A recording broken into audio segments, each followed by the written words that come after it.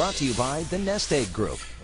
Well, it is Money Monday, and right now we're talking about saving money by going solar. And we have Vincent Battaglia of Renova Solar live in studio to tell us how to do it. So welcome, first of all. Thank you. Good morning. Now, for people who may be considering going solar, Right. what's the first step to do so?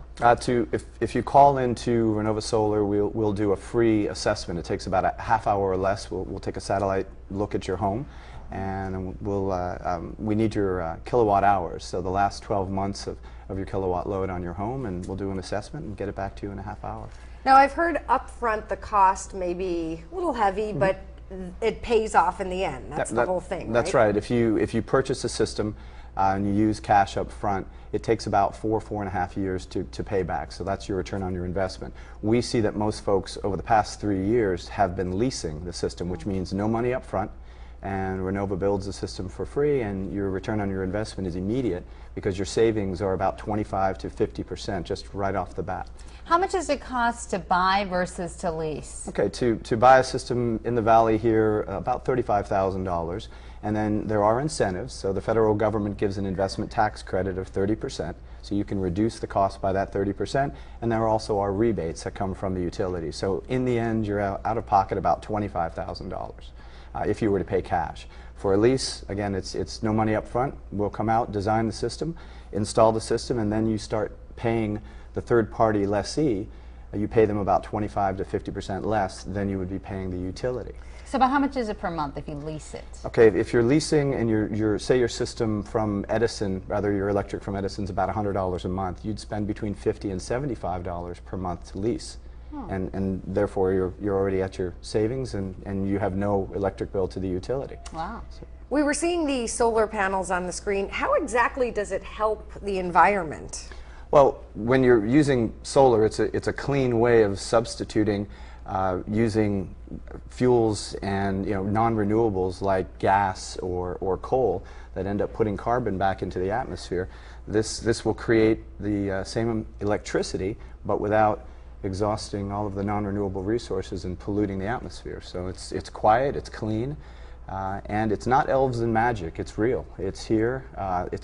Energy is a $5 trillion business, and just over the last 7 to 8 years, solar has finally begun to impact the energy markets, and we've just begun. Our costs are coming down, and the cost to deliver non-renewable fuels is increasing. How does it change the look of your house to have these panels there?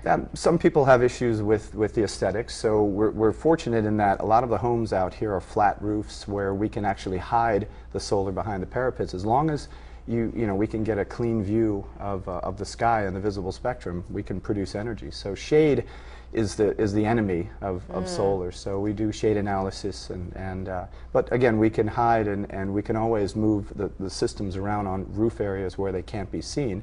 But Palm Springs, we've got a lot of modern homes, a lot of modern architecture, so solar and photovoltaic just seems to blend right in with the architecture. It goes well. Well, thank you so much for joining us. We have the information for Renova Solar on your screen. They're located in Palm Desert, and their website's also on your screen, renovasolar.com. The clock is running out before you have to file those taxes. The deadline is on April 15th. But what if you want to file an extension? Well, we have Rafael Tillino from the IRS to give us a little bit of advice. So for those of us who maybe are not ready for the April 15th deadline, how do you file that extension? Well, the extension's easy. You can do it two ways pretty much, and that's through your software or through a little paper form, 4868. Paper form takes 2 or 3 minutes. You fill it out. As long as you have it in by April 15th, you're okay. Software is even easier. Software really holds your hand all the way through it. A lot of people are using software these days. But the bottom line is get that extra 6 months if you need it through October 15th. The key with the extension is an extension of time to file and not necessarily to pay. So if you owe or you think you owe, April 15th is still your deadline. And if you can't full pay, do file the return, do pay something, and perhaps set up an installment agreement, but let the agency know that you're not able to full pay your taxes. But certainly, based on your situation, take that extra time if you need it. And you also have time to still contribute to your IRA, right? Oh yeah, all the way through, through the April 15th. If you do it, right, make sure you tell your financial institution what year you want to make that designation for, because we're in 14, but you could still apply it to 13 taxes, and you can still deduct it if you're eligible in terms of lowering your bill. So that is one way to lower your 2013 tax bill. You can make that contribution to IRA. Important information. And then also you wanted to warn us about a phone scam. Tell us a little bit about that. Yeah, really nasty and sinister. It's a phone scam allegedly from the IRS. It's not calling you out of the blue saying you owe taxes and we need you to pay them on a prepaid debit card or through a wire transfer. And the bottom line is this: the IRS is never going to call you out of the blue demanding you pay taxes owed a certain way.